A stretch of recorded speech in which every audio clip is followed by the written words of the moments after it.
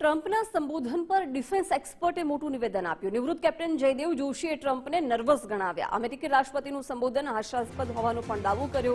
ટ્રમ્પની બોડી લેંગ્વેજમાં સ્પષ્ટ ગભરામણ દેખાઈ રહી છે. કહ્યું ઇઝરાયલની લડાઈ અમેરિકા લડી રહ્યું હોય તેમ જણાયું છે. ઈરાનમાં સત્તા પરિવર્તનનો પ્રયાસ પણ નિષ્ફળ રહ્યો છે. ઈરાનના પરમાણુ હથિયારો અંગે પણ હવે સવાલો ઉઠ્યા છે.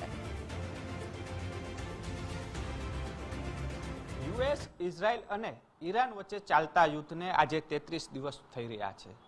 આજે ડોનાલ્ડ ટ્રમ્પ દ્વારા રાષ્ટ્રજોગ એક સંદેશો એટલે કે પત્રકાર પરિષદ કરવામાં આવી, પરંતુ આજનું જે તેમના નિવેદનો હતા તેમાં ક્યાંક તેઓ નર્વસ જોવા મળ્યા છે.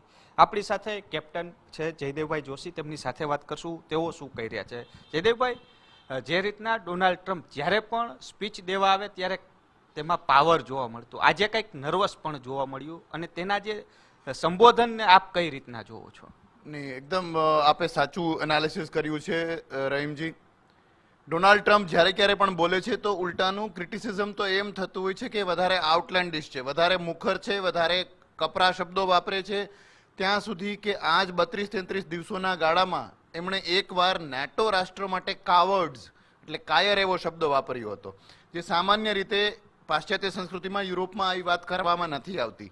પણ આજે જે કાંઈ પણ એમ બોલ્યા એના ઉપર આપણે ડેફિનેટલી આગળ ચર્ચા કરી શકીએ કે કેવું બોલ્યા, જૂઠાણું હતું, વિરોધાભાસ હતો, એ પછી પણ એમની બોડી લેંગ્વેજ, એમની બોલવાની શૈલી અને બાકી બધી જો જોવો આપ, એમની સ્થિતિ જોવો, તો યા તો એમના પર ફરજ પાડવામાં આવી હોય કે એમણે આ બોલવું પડે છે, અથવા એ હતાશાથી ભરાયેલા હોય. ઈરાનની જે કહી શકાય કે વાત આવતી હતી, એમની સાથે ડીલ નથી કરવાની ને સાથે પરમાણુ શક્તિ પણ નહીં થવા દે તેવી વાત છે.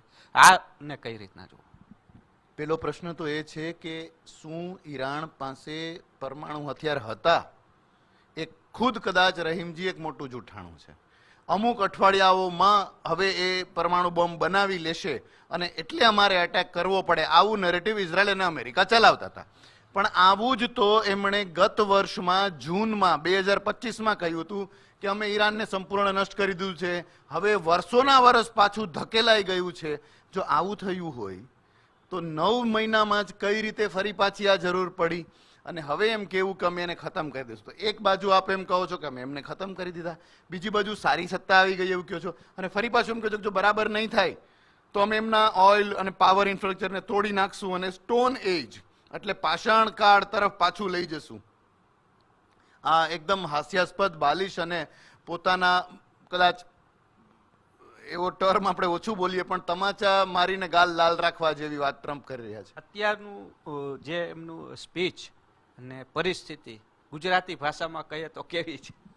ગુજરાતી ભાષામાં કહીએ તો એમ જે મેં અગાઉ કીધું એમ જ કે થૂક્યું ચાટવું પડે છે, તમાચા મારીને ગાલ લાલ રાખવા પડે છે, બાવાના બે બગડિયા એવું પણ કહી શકાય ને. આવી કેટલી બાબતો કહી શકાય ટ્રમ્પ માટે. પણ આ બધું કરતા કરતા એણે ભારત અને વિશ્વના કેટલાય દેશોને તકલીફમાં, ક્રાઇસિસમાં, આર્થિક સંકળામણમાં મૂકી દીધા. એ નુકસાન તો એમણે કર્યું જ છે. કેમેરા પર્સન દેવજી રંગાડિયા સાથે રહીમ લાખાણી, ગુજરાત ફર્સ્ટ, રાજકોટ.